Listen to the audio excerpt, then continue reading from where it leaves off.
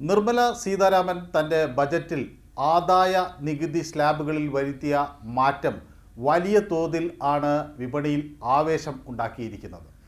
ഈ ആദായ നികുതി സ്ലാബുകളിലെ മാറ്റം ഈ സാലറീഡ് ആയിട്ടുള്ള ആളുകൾ, പ്രത്യേകിച്ച് ഈ സർക്കാർ ജീവനക്കാരും അതുപോലെ ഫോർമൽ സെക്ടറിൽ ജോലി ചെയ്യുന്ന ആളുകളെ സംബന്ധിച്ചിടത്തോളം അത് വലിയ തോതിൽ ഗുണകരമാകും എന്നാണ് കണക്കുകൂട്ടൽ.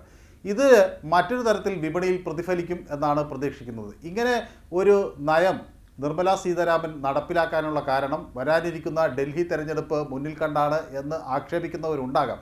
പക്ഷേ ഇത് കൊണ്ടുവരാൻ പോകുന്നൊരു വലിയ മാറ്റം മുൻകൂട്ടി കാണുകയാണ് ഇലക്ട്രോണിക് വിപണി. പ്രധാനമായും ഇലക്ട്രോണിക് വിപണിയിലേക്കായിരിക്കും ഈ പണം മാറിയെത്തുക എന്നാണ് അവർ പ്രതീക്ഷിക്കുന്നത്. കാരണം വരുമാനം വർദ്ധിക്കുമ്പോൾ സ്വാഭാവികമായും 12 ലക്ഷം രൂപ ആണിപ്പോൾ സ്ലാബായി വരുന്നത്. 12 ലക്ഷം രൂപയ്ക്കൊപ്പം 75,000 രൂപയുടെ സ്റ്റാൻഡേർഡ് ഡിഡക്ഷൻ കൂടി വരുമ്പോൾ 12,75,000 രൂപ വരെ ശമ്പളം വാങ്ങുന്ന ആരും നികുതി അടയ്ക്കേണ്ട എന്ന ഒരു സാഹചര്യമാണ് വരുന്നത്. അങ്ങനെ വരുമ്പോൾ അവർക്ക് സ്വാഭാവികമായും ഈ പണം പുതിയ സാധനങ്ങൾ വാങ്ങിക്കാനായി വിനിയോഗിക്കാൻ കഴിയും. അത് കൂടുതലും മൊബൈൽ ഫോണുകൾ, ലാപ്ടോപ്പുകൾ, ഇലക്ട്രോണിക് ഉപകരണങ്ങളായിരിക്കും എന്നാണ് ആ വിപണി കണക്കാക്കുന്നത്. അതോടൊപ്പം ടെക്സ്റ്റൈൽ വിപണിയും ഇത് വലിയ പ്രതീക്ഷയോടെ ഉറ്റുനോക്കുന്നു. തുണിത്തരങ്ങൾ വാങ്ങാനൊക്കെ ആയിരിക്കും ആളുകൾ ഈ പണം കൂടുതലായി ചിലവഴിക്കുക എന്നുള്ളതാണ്. കാരണം ഇതിൽ 1,00,000 രൂപയോളം ശമ്പളം ഒരു മാസം കിട്ടിയിരുന്ന ഒരു ശരാശരി ഇന്ത്യക്കാരൻ കഴിഞ്ഞ വർഷം 80,000 രൂപയാണ് ടാക്സ് അടച്ചത്. അപ്പോൾ സ്വാഭാവികമായും ഇനി അടുത്ത വർഷം അയാൾക്ക് ഒരു മാസത്തെ ശമ്പളത്തോളം വരുന്ന തുക അധികമായി കിട്ടുകയാണ്. ആ 80,000 രൂപ ഒരു വർഷം ലാഭം വരുമ്പോൾ 1,00,000 രൂപ ഒരു മാസം ശമ്പളം ലഭിക്കുന്ന ഒരാളെ സംബന്ധിച്ചിടത്തോളം ഒരു മാസത്തെ അധിക ശമ്പളം കിട്ടുകയാണ്.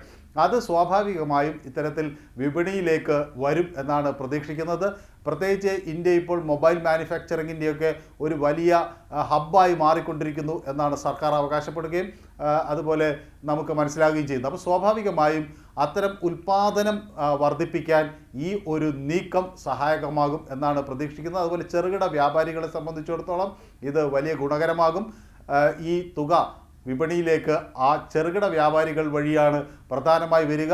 ഹോട്ടൽ ആൻഡ് റെസ്റ്റോറൻറ്റ്സ്, അതുപോലെ ടെക്സ്റ്റൈൽ, ഇലക്ട്രോണിക് ഉൽപ്പന്നങ്ങൾ വിൽക്കുന്ന വിപണി, ഇതെല്ലാം കൂടുതൽ കരുത്താർജിക്കും എന്നാണ് ഈ ഒരു നീക്കത്തിൽ നിന്ന് വ്യക്തമാകുന്നത്. പക്ഷേ അതിന് വിമർശകർ ചൂണ്ടിക്കാണിക്കുന്നത് ഇത് വരാനിരിക്കുന്ന തെരഞ്ഞെടുപ്പ് മുന്നിൽ കണ്ടുകൊണ്ടുള്ള ഒരു നീക്കമാണെന്നാണ്. പ്രത്യേകിച്ച് ഡൽഹി പോലുള്ളൊരു സ്ഥലത്ത് കൂടുതൽ ഇത്തരത്തിൽ ഇടതട്ടുകാർ ഉള്ള ഒരു സ്ഥലത്ത് ഒരു തെരഞ്ഞെടുപ്പ് വരുമ്പോൾ അവരെ കയ്യിലെടുക്കാൻ വേണ്ടിയുള്ള ഒരു നീക്കമാണ് എന്ന ആക്ഷേപം ഒരു വശത്ത് ഉയരുന്നുണ്ട്. പക്ഷേ അതിൻ്റെയൊക്കെ അപ്പുറത്തേക്ക് രാജ്യമെമ്പാടുമുള്ള വലിയ ഒരു വർക്ക് ഫോഴ്സിന്, ഒരു തൊഴിൽ എടുക്കുന്ന ജീവനക്കാരെ സംബന്ധിച്ചിടത്തോളം ഇത് ശക്തവും അതുപോലെ തന്നെ അവർക്ക് പ്രയോജനകരവുമായ ഒരു നേട്ടമാണ് എന്ന കാര്യത്തിൽ തർക്കമില്ല.